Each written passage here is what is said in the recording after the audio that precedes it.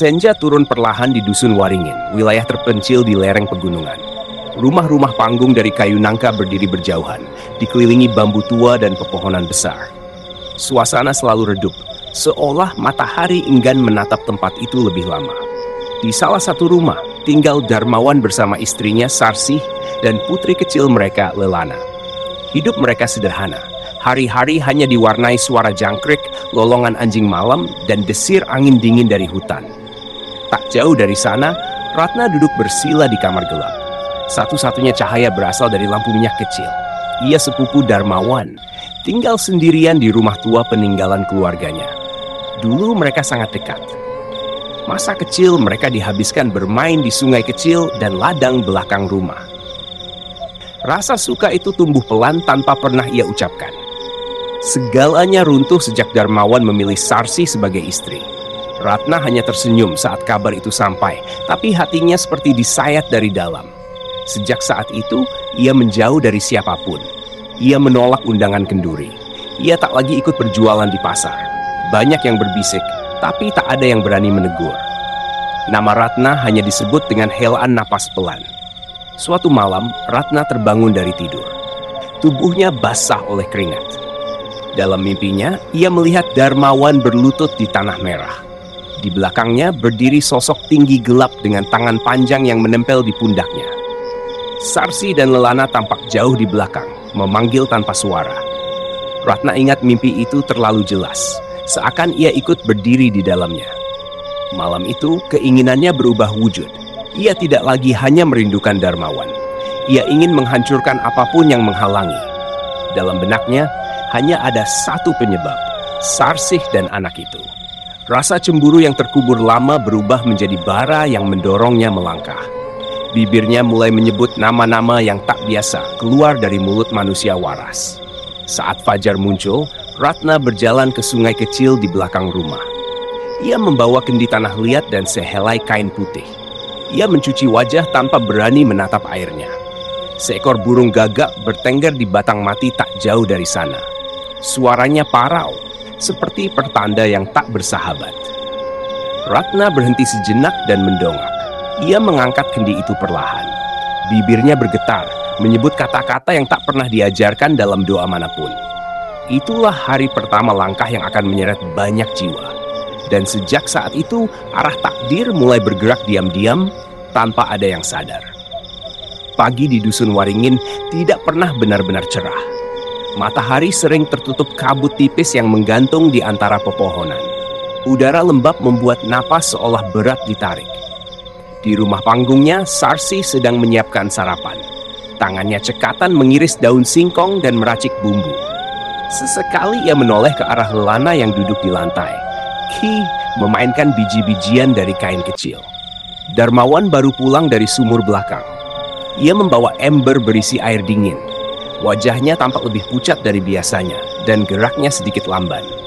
Sarsih sempat memperhatikan, tapi memilih diam. Beberapa hari terakhir, ia melihat suaminya sering terbangun tengah malam. Kadang terdengar desahan pendek dari tempat tidur. Saat ditanya, Darmawan hanya berkata, ia bermimpi aneh. Ia tidak memberi penjelasan lebih jauh. Sarsih tidak memaksa, meski hatinya mulai merasa tak enak. Perubahan itu datang terlalu sunyi untuk dianggap kebetulan. Sementara itu, Ratna duduk di teras rumahnya yang reyot. Papan kayu di bawahnya sudah banyak yang lapuk. Angin membawa suara dedaunan kering yang bergesekan dengan dinding. Ia memejamkan mata. Dalam benaknya, bayangan Darmawan duduk di dekat tungku rumahnya terus muncul. Ada rasa rindu yang membusuk, menekan dada seperti batu. Namun kini, rasa itu bercampur amarah. Ia yakin kebahagiaan lelaki itu berdiri di atas perampasan yang tak pernah disadari. Pikirannya mencari celah untuk menikam tanpa menyentuh. Menjelang siang, Ratna memutuskan pergi ke arah perkebunan belakang dusun. Jalannya sunyi, hanya ada semak dan pepohonan keras yang menaungi tanah basah. Di sana, berdiri gubuk tua yang hampir roboh. Gubuk itu dulu ditempati seorang lelaki tua yang dikenal bisa memanggil apapun dari kegelapan. Ia meninggal beberapa tahun lalu, tapi orang-orang masih menghindari tempat itu. Ratna membuka pintu reyotnya perlahan. Debu jatuh dari langit-langit dan bau apak menahan napas seketika. Di sudut ruangan masih ada meja batu penuh bekas bakaran dupa. Ia menyentuh permukaannya. Debu menempel di telapak tangan. Di bawah meja itu, selembar kain hitam terlipat setengah. Ratna menariknya tanpa ragu. Benaknya mulai merajut niat yang tak ingin ia urungkan lagi. Ia percaya, sesuatu yang tertinggal di tempat itu tidak sepenuhnya mati. Sore hari, Darmawan duduk di beranda rumahnya. Pandangannya kosong ke arah jalan tanah yang sepi. Sarsih menyusul, membawa secangkir wedang jahe. Ia mencoba berbicara ringan, tapi kalimatnya terpotong oleh suara aneh dari dapur. Seperti ada sesuatu jatuh, namun tak ditemukan apapun saat diperiksa. Lelana tiba-tiba menangis tanpa sebab. Matanya menatap sudut ruangan yang kosong. Saat Sarsih menggendongnya, anak itu justru menutup wajah seolah takut sesuatu. Malam nanti, rasa itu akan kembali. Namun kali ini bukan hanya mimpi yang mengetuk pintu keluarga itu. Malam turun pelan di dusun Waringin. Udara berubah lebih dingin dari biasanya, seolah angin membawa sesuatu yang tidak kasat mata. Rumah Darmawan tampak tenang dari luar, tapi heningan di dalamnya terasa ganjil. Sarsih sedang menidurkan Lelana. Anak itu sejak sore rewel tanpa sebab jelas. Tangannya beberapa kali menunjuk ke dinding tanpa suara. Saat dipeluk, tubuhnya justru menggigil. Di ruang lain, Darmawan duduk termenung di kursi kayu dekat jendela. Pandangannya menembus kegelapan halaman, seolah sedang menunggu sesuatu. Wajahnya pucat dan mata bawahnya menggelap. Beberapa malam terakhir, ia mendengar langkah pelan menyusuri lantai. Kadang terdengar dari dapur, kadang dari ruang depan. Ketika diperiksa, tak ada siapapun di sana. Ia tidak pernah menceritakannya, bahkan pada istrinya. Sementara itu, di rumahnya yang remang, Ratna menyalakan 3 lampu minyak kecil. Cahaya kuningnya tak mampu mengusir kegelapan di sudut ruangan. Di depannya, sehelai kain hitam dari gubuk tua terhampar di lantai. Di atasnya, ia letakkan rambut yang pernah ia gunting dari kepalanya sendiri. Sebuah mangkuk tanah liat berisi air dan garam diletakkan tepat di sampingnya. Bibirnya bergetar, melafalkan nama yang sudah lama ia tahan di dada. Ratna menutup mata. Suaranya semakin dalam, seperti berasal dari rongga yang bukan miliknya. Di luar rumah, angin berhenti bertiup dan daun-daun tak lagi bergerak. Seolah tanah pun menahan napas. Di rumah Darmawan, lampu di ruang depan berkedip perlahan. Sarsih yang baru keluar dari kamar tertegun melihatnya. Ia mencoba menepuk saklar, tapi cahaya malah padam sesaat lalu menyala kembali. Darmawan berdiri dari kursinya. Ia merasa ada sesuatu yang bergerak cepat di luar jendela, seperti bayangan gelap melintas mendadak. Saat ia mendekat, angin dingin masuk dari celah kayu, membuat kulitnya merinding. Tiba-tiba terdengar suara benda jatuh dari dapur. Sarsih refleks menoleh, tapi enggan mengecek sendirian. Darmawan berjalan perlahan, namun langkahnya terasa berat dan gemetar. Saat tiba di ambang pintu dapur, ia berhenti. Tak ada apapun di lantai. Tapi panci di rak bambu bergoyang ringan, seakan baru saja tersentuh tangan yang tak terlihat. Suasana itu membuat bulu kuduknya berdiri tanpa perlawanan. Di kamar, Lelana terbangun tiba-tiba. Ia duduk dan menatap pintu dengan mata terbuka lebar. Bibirnya bergerak pelan tanpa suara, seperti menjawab bisikan dari seseorang yang berdiri di dekat ranjangnya. Sarsih buru-buru kembali dan memeluk anaknya. Saat itu juga, suara ketukan terdengar pelan dari dinding belakang rumah. Tidak keras, namun cukup jelas untuk membuat jantung mereka memukul cepat. Ratna membuka mata perlahan. Senyum kecil muncul di wajahnya yang pucat. Ia merasa sesuatu telah bergerak, sesuatu yang selama ini hanya menunggu perintah. Namun ia tidak tahu, setiap langkah yang ia panggil tak selalu pulang ke tangan yang memberi aba. Subuh datang tanpa suara ayam berkokok. Kabut masih menempel di pepohonan, dan embun menggantung di ujung rumput liar. Rumah Darmawan tampak diam seperti biasanya, tapi ada sisa ketegangan yang masih menggantung di udara. Sarsih baru bangun dan berjalan ke dapur. Langkahnya berhenti ketika melihat lantai kayu dekat tungku basah seperti habis terkena air, padahal semalam tidak ada yang menumpahkan apapun. Bentuknya mirip bekas telapak, tapi bukan kaki manusia. Ia jongkok dan meneliti dengan saksama. Bekas itu panjang, sempit, dan tak berpola. Seperti sesuatu menyeret tubuhnya dari arah pintu belakang menuju tengah rumah. Hatinya mencelos, tapi ia memilih diam. Darmawan keluar beberapa saat kemudian. Wajahnya masih letih dan pandangannya sayu. Ia tidak bicara apapun, hanya duduk di beranda menatap jalan tanah di depan rumah. Pandangannya kosong, tapi dadanya terasa penuh sesak. Semalam sebelum tidur, ia kembali mendengar bisik samar dari arah loteng. Ia sempat berdiri di bawahnya, tapi tak sanggup membuka pintu kecil menuju atas. Ada rasa takut yang tak pernah ia kenali sebelumnya. Di sisi lain dusun, Ratna menyiapkan sesuatu di meja kecil. Di depannya ada sehelai kain putih, sepotong kunyit hitam, dan secarik kertas berisi tulisan yang nyaris tak terbaca. Ia melipat kertas itu dan membungkusnya dengan kain. Ratna menatap benda itu lama, seolah sedang berdialog dengan sesuatu yang tak terlihat. Bibirnya bergetar tanpa suara. Ia lalu menaruh bungkusan itu di dalam wadah bambu tua dan menutupnya rapat. Pagi itu, ia berjalan melewati jalan setapak menuju arah kebun kosong. Meski tidak ada yang melihat, langkahnya terasa seperti langkah seseorang yang mengantar pesan yang tak boleh diketahui siapapun. Di rumah, Lelana duduk di dekat pintu sambil menatap celah lantai. Tangannya menyentuh kayu perlahan, seolah sedang mengikuti sesuatu yang bergerak di bawahnya. Saat Sarsih memanggil, anak itu menoleh lambat dan berbisik pelan.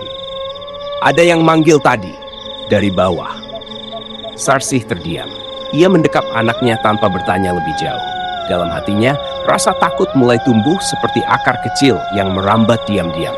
Menjelang siang, Darmawan mencoba pergi ke sawah seperti biasa. Namun saat ia melangkah keluar, seekor anjing hitam muncul di jalan setapak. Hewan itu berdiri diam, menatap tanpa berkedip. Mata binatang itu terlalu merah untuk ukuran biasa. Anjing itu tidak menggonggong, hanya menatap lama sebelum perlahan berjalan ke arah kebun belakang rumah Ratna. Darmawan mematung, merasakan hawa dingin menjalar dari tengkuk hingga punggung. Di dalam rumahnya yang sendu, Ratna duduk di lantai sambil memeluk lutut. Wajahnya pucat, namun matanya menyala kecil seakan menyimpan bara. Ia yakin sesuatu sudah mulai bergerak. Namun ia belum tahu, langkah pertama yang dipanggil tak selalu pulang hanya pada satu nama.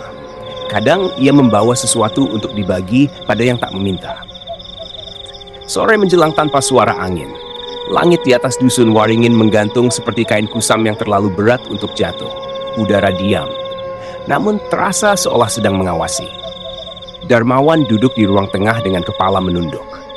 Ia belum bercerita pada Sarsih tentang anjing hitam yang ia lihat tadi. Ada sesuatu dalam tatapan hewan itu yang membuat lidahnya keluh.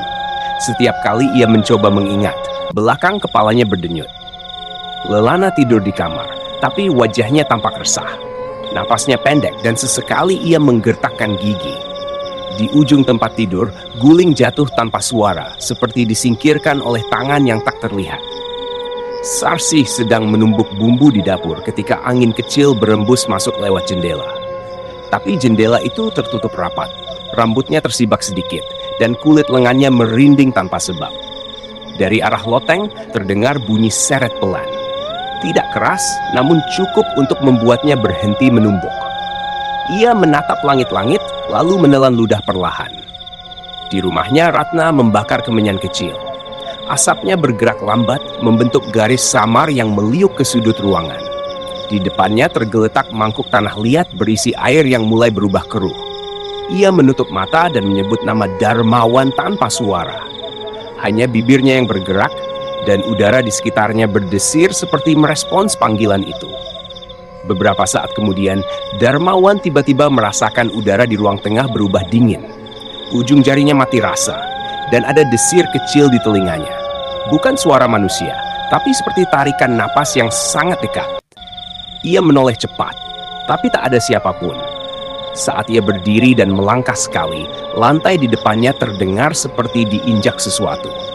Kayu berderit pelan, tapi tak tampak kaki. Lelana tiba-tiba menangis tanpa membuka mata. Suaranya melengking, bukan seperti biasa ia menangis. Seolah sesuatu menakutinya dari balik mimpinya sendiri. Sarsih berlari ke kamar dan memeluk anaknya erat. Tiba-tiba, pintu dapur bergetar sekali. Tidak kencang, hanya seperti diketuk dari luar oleh ujung kuku. Sarsi menoleh ke arah suara itu, tapi tidak berani mendekat. Di kebun kosong yang ia datangi pagi tadi, Ratna menaruh wadah bambu berisi bungkusan kain putih di bawah akar pohon besar yang telah mati. Akar itu mencuat dari tanah seperti jari panjang yang membatu. Ia menekan wadah itu ke tanah dengan telapak tangan. Sesaat, bumi di bawahnya terasa hangat. Bukan panas biasa, tapi seperti ada sesuatu yang bergerak pelan di dalamnya. Sebelum pergi, ia berbisik sangat lirih. Tidak menyebut nama, tapi menyebut rasa yang ia simpan selama bertahun-tahun. Rasa itu pahit, menusuk, dan tidak mau padam. Di rumah Darmawan, panci di atas tungku tiba-tiba jatuh sendiri. Tidak ada yang menyentuh, bahkan api belum dinyalakan hari itu. Suaranya membuat Darmawan dan Sarsi saling menoleh dengan wajah tegang. Ada kehadiran yang mulai berani berjalan di lantai kayu. Tidak bersuara, tidak tampak, tapi menaruh jejak dingin di setiap sudut yang ia lewati. Dan belum ada yang tahu, ia belum berhenti. Malam datang lebih cepat dari biasanya.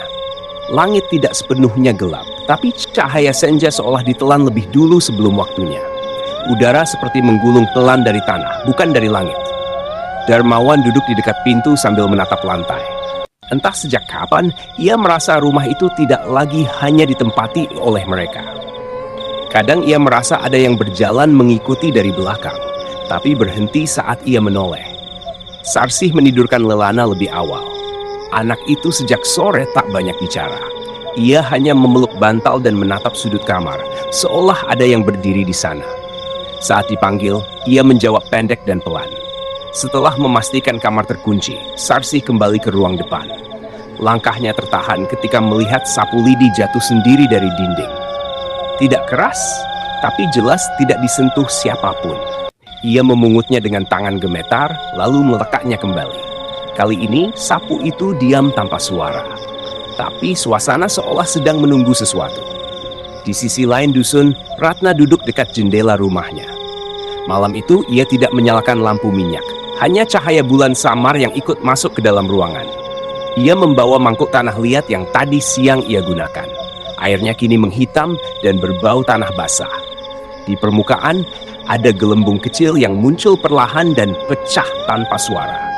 Ratna mengangkat mangkuk itu ke hadapan wajahnya. Ia memejamkan mata dan menyebut sesuatu yang tidak bisa ditangkap telinga manusia biasa.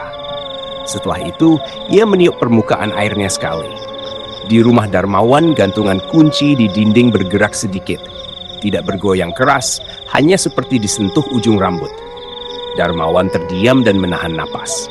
Tak lama, terdengar suara lirih di langit-langit. Bukan langkah, bukan benda jatuh. Lebih mirip suara helaan napas yang sangat panjang. Sarsih mendongak, tapi tidak berani berdiri. Beberapa detik kemudian, suara itu berhenti tiba-tiba. Tapi di kamar, Lelana menangis tanpa membuka mata. Tangannya menunjuk ke atas seolah melihat sesuatu yang menggantung di langit-langit. Sarsih bergegas masuk ke kamar dan mendekapnya. Ia merasa ada hawa dingin yang keluar dari dinding. Bukan dingin biasa, tapi seperti sentuhan kulit yang sudah lama tak bernyawa. Darmawan berjalan pelan menuju jendela. Ia merasa ada mata yang menatap dari luar. Namun ketika ia membuka tirai, halaman hanya berisi rumput, kabut, dan pohon beringin yang seakan lebih dekat dari biasanya. Di rumahnya, Ratna membuka mata perlahan. Ia menaruh mangkuk itu di sampingnya dan menyentuh lantai dengan ujung jarinya. Tanah terasa bergetar sangat halus, seperti sedang menerima sesuatu yang datang dari jauh. Malam kembali hening, tapi hening malam itu bukan kosong. Ada napas lain yang ikut tinggal di dalamnya. Tidak terlihat, tidak bersuara, dan tidak berjanji akan pergi. Dan Ratna belum ingin menghentikannya. Pagi datang tanpa kicau burung. Langit tidak cerah, tapi juga tidak mendung. Seakan hari menahan warna agar tidak mengganggu sesuatu yang masih bekerja diam-diam. Darmawan belum keluar rumah. Biasanya ia sudah berjalan ke sawah saat matahari baru muncul. Tapi pagi itu, tubuhnya berat dan kepalanya seolah dipenuhi kabut. Ia hanya duduk di dipan dekat jendela sambil menatap tanah tanpa arah. Sarsih menyiapkan air panas. Namun saat membuka kendi, ia melihat permukaannya bergoyang sendiri. Tidak ada getaran, tidak ada angin. tapi air itu beriak perlahan seperti ada sesuatu yang baru saja menyentuhnya. Di kamar, Lelana duduk di lantai sambil memeluk lutut. Ia tidak menangis, tapi matanya kosong. Sesekali kepalanya menoleh ke arah dinding, lalu ke bawah ranjang, seperti sedang mendengarkan seseorang berbisik dari dua arah berbeda. Saat Sarsih masuk, anak itu menunjuk ke pojok ruangan. Tidak ada apapun di sana, tapi hawa di sudut itu terasa lebih dingin dari tempat lain. Sarsih pura-pura tidak melihat, lalu mengajak anaknya keluar pelan-pelan. Di rumahnya yang sepi, Ratna sedang menggambar lingkaran kecil di tanah dengan ujung kuku. Lingkaran itu tidak bulat sempurna, tapi ia meneruskan tanpa membetulkannya. Di sekelilingnya ada jejak abu halus yang hampir tak terlihat. Ia menutup mata dan mengingat wajah Darmawan ketika masih muda. Ingatan itu tidak sepenuhnya manis. Ada pahit yang tidak pernah selesai, dan itu kini berubah menjadi luka yang terus disiram sampai tidak bisa sembuh. Di halaman rumah Darmawan, seekor burung pipit mati tanpa luka. Tubuhnya membeku di dekat sumur, dengan mata terbuka seolah melihat sesuatu terakhir kali. Darmawan yang keluar untuk mengambil air melihatnya lebih dulu. Ia membungkuk dan memperhatikan bangkainya. Saat tangannya hampir menyentuh bulu burung itu, ada desir angin dari arah belakang. Padahal daun di pepohonan tidak bergerak sama sekali. Sarsih memanggilnya dari pintu, menyuruhnya masuk dan sarapan lebih dulu. Darmawan tidak menjawab. Ia hanya berdiri dan menatap sumur agak lama, seolah merasakan sesuatu memanggil dari dalamnya. Siang menjelang, tapi cahaya matahari tidak terasa hangat. Bayangan pepohonan di halaman memanjang lebih cepat dari semestinya. Bahkan saat angin tidak bertiup, dedaunan bergerak seperti tersentuh oleh langkah yang tak berbentuk. Di ruang tamu, gelas yang diletakkan di atas meja bambu bergeser sedikit. Tidak jatuh, hanya berpindah beberapa jengkal. Lelana memperhatikan itu dari pintu kamar, dan bibirnya menyebut satu kata pelan. Dia datang lagi. Sarsih melangkah cepat dan menutup pintu kamar. Ia berusaha tidak panik, tapi bulu kuduk di lengannya berdiri tanpa ampun. Ratna duduk di teras rumahnya. Ia menatap jalan tanah dengan mata yang sulit dibaca. Ada rasa lega kecil yang muncul di sudut bibirnya, tapi bukan lega yang ringan. Lebih seperti seseorang yang menunggu kabar tentang luka yang berhasil ia kirim. Namun apa yang ia gerakkan tidak lagi hanya berjalan di jalur yang ia pikirkan. Kadang ada langkah yang ikut pulang pada rumah lain tanpa izin. Dan hari itu, beberapa pintu mulai merasakan ketukannya. Menjelang petang, langit menggantung rendah seperti kain basah. Cahaya matahari tidak benar-benar hilang, tapi warnanya pucat dan jauh dari hangat. Udara diam, namun terasa seperti ada yang berjalan perlahan di dalamnya. Darmawan duduk sendirian di ruang depan. Ia tidak memegang apapun, hanya menatap kosong ke lantai. Sesekali ia mendengar sesuatu seperti langkah yang menekan papan kayu dari arah belakang rumah, tapi suaranya sangat pelan dan berjarak. Sarsih sedang menyiapkan lauk di dapur. Saat membuka penutup panci, ia melihat uap panas bergerak tidak biasa. Bukan naik lurus, tapi melingkar seperti mengikuti bentuk tangan yang sedang mengaduk perlahan.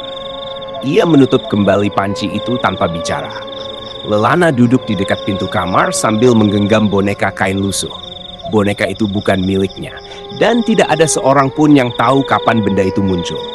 Saat ditanya, ia hanya bilang boneka itu diberikan oleh perempuan yang duduk di samping lemari semalam. Ketika Sarsih mendengar jawaban itu, tengkuknya langsung terasa berat dan kaku. Di rumah lain yang tak terlalu jauh, Ratna duduk di lantai dengan mata terpejam. Ia tidak membawa kain atau mangkuk, tidak pula membakar kemenyan. Malam itu ia hanya diam sambil menempelkan telapak tangan ke tanah. Dari dalam lantai, ia merasa ada getaran kecil seperti denyut yang sedang menyusup ke akar. Langkah pertama dari apa yang ia bangunkan sudah memasuki rumah Darmawan.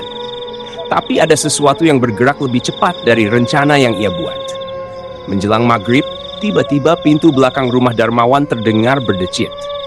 Tidak keras, tapi jelas sekali seperti didorong dari luar. Darmawan menoleh, namun tidak bangkit. Pandangannya kosong, tapi matanya bergerak mengikuti suara itu. Sarsih keluar dari dapur dan berdiri di ambang pintu tengah. Ia melihat pintu belakang terbuka sedikit, meski ia yakin telah menguncinya siang tadi. Ketika ia hendak melangkah menutup, angin dingin mengembus perlahan dari celahnya, membawa bau tanah basah yang bercampur anyir. Dari arah kamar, Lelana tiba-tiba tertawa kecil. Tawanya pelan, tapi terdengar seperti datang dari lebih dari satu mulut. Ia tidak menatap orang tuanya, hanya melihat ke arah kolong meja dan tersenyum tipis. Di sudut gelap dekat dinding, bayangan menggantung sebentar. Tidak berbentuk jelas, tapi geraknya seperti seseorang yang tengah menunduk dan memperhatikan mereka. Malam turun perlahan tanpa suara ayam, tanpa gonggongan anjing. Hanya sunyi yang menyimpan sesuatu. Lampu minyak di ruang depan tiba-tiba meredup, lalu menyala lagi tanpa disentuh siapapun. Ratna membuka mata di rumahnya. Ia tahu sesuatu sudah sampai. Tapi ia juga mulai merasakan ketidakseimbangan yang tidak ia harapkan. Apapun berjalan di antara rumah dan tanah ini akan menjadi satu nama. Ada pintu lain yang ikut terbuka tanpa ia tepuk. Dan malam itu baru separuh waktu.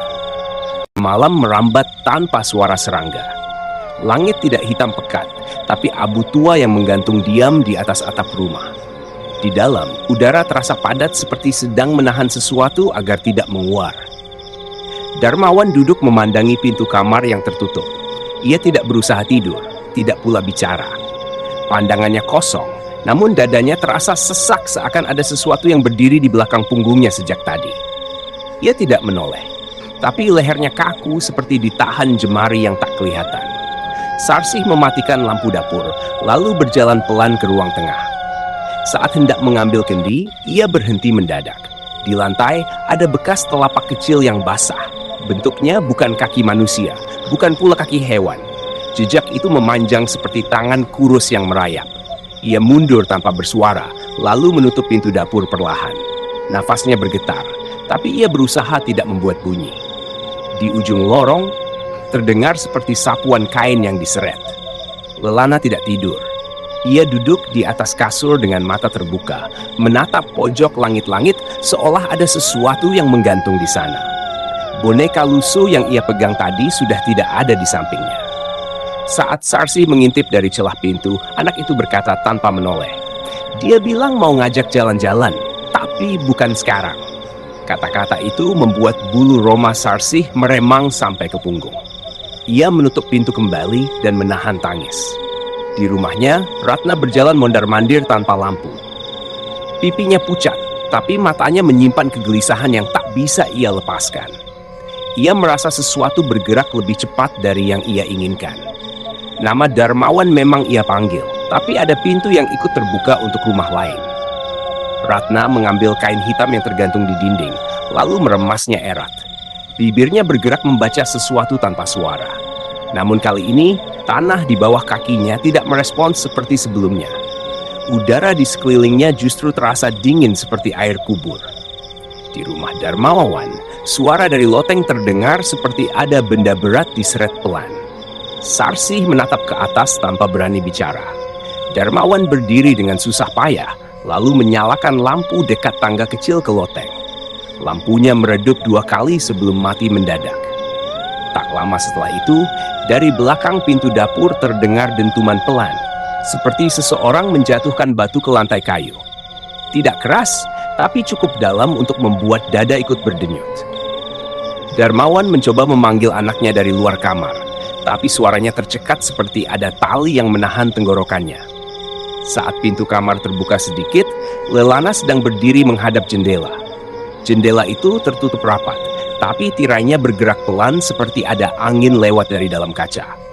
Tiba-tiba, bau anyir masuk dari celah lantai. Bukan dari sumur, bukan dari dapur.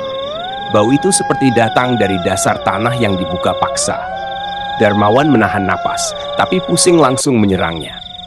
Tanpa sadar, ia menoleh ke arah pintu belakang. Meski terkunci dari dalam, daun pintunya bergoyang pelan, seperti ada yang menekan dari rilungan lembut. Kali ini, goyangannya bukan angin. Getarannya seperti napas yang menyentuh kayu. Ratna di rumahnya merasakan hal itu juga. Ia berdiri dan menempelkan telapak tangannya ke lantai. tapi tanah tidak lagi hangat. Yang ia rasakan hanya dingin sunyi, seolah sesuatu yang ia panggil kini menatap balik tanpa senyum. Dan malam belum selesai menampung langkahnya. Langit belum terang, tapi malam juga belum sepenuhnya pergi. Udara terasa lembab dan berat, seperti ada tirai tak terlihat yang menggantung di setiap sudut rumah. Tidak ada kokok ayam, tidak ada desir angin, hanya diam yang menebal. Darmawan bersandar di dinding ruang tengah. Matanya merah tapi tidak menangis. Pandangannya tidak fokus, seolah masih melihat sesuatu yang belum bergerak jauh dari tempatnya berdiri. Suara dari loteng tidak muncul lagi, namun keheningannya justru lebih menekan. Sarsih duduk di sampingnya sambil memeluk lutut. Ia tidak tidur semalaman.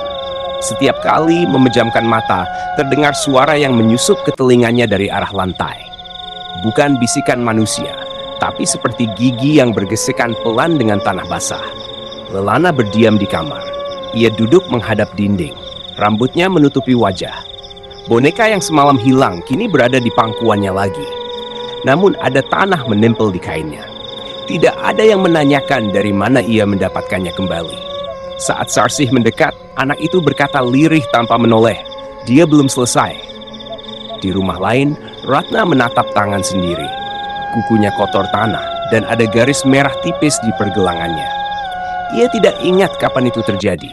Kepalanya terasa berat dan bumi di bawah lantainya seperti sedang menahan napas. Semalaman ia mencoba memanggil kembali apa yang telah ia lepaskan. Tapi tidak ada suara yang merespons. Tidak ada bayangan yang mendekat. Yang ia rasakan hanya sunyi pekat dan bayangan samar yang menunggu jauh dari jangkauannya. Di luar, embun belum turun, tapi tanah terasa licin. Pohon beringin di dekat rumah Darmawan tampak lebih gelap dari biasanya, seakan batangnya menyimpan sesuatu yang bergerak di dalam. Tepat menjelang cahaya pagi merayap, terdengar bunyi ketukan dari bawah lantai kayu.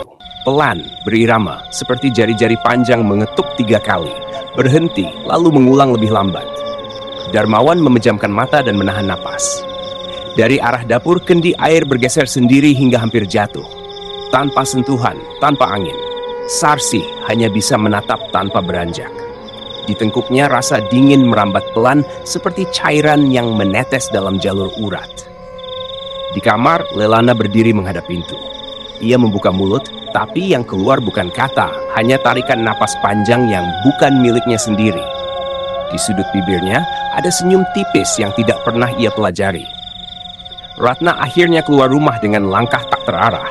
Tatapannya kosong, namun dadanya berdegup tak beraturan. Ia tahu apa yang dipanggil telah sampai. Tapi ada bagian lain dari panggilan itu yang kini tidak lagi tunduk padanya. Ia berhenti di jalan tanah yang memisahkan rumahnya dengan rumah Darmawan. Di kejauhan ia merasakan gerak samar, seperti seseorang yang berjalan di antara dua bayangan tanpa tubuh. Hari belum benar-benar datang ketika sesuatu mengusap pelan tiang depan rumah Darmawan. Tidak meninggalkan bekas, namun kayunya bergetar ringan seperti menahan bisik. Apa yang dibuka tidak menunggu izin untuk menutup. Dan apa yang datang tidak selalu mendengar pada tangan yang pertama kali menyebut namanya. Dan pagi itu, mereka belum melihat akhir, karena yang menunggu tidak pernah berpamitan.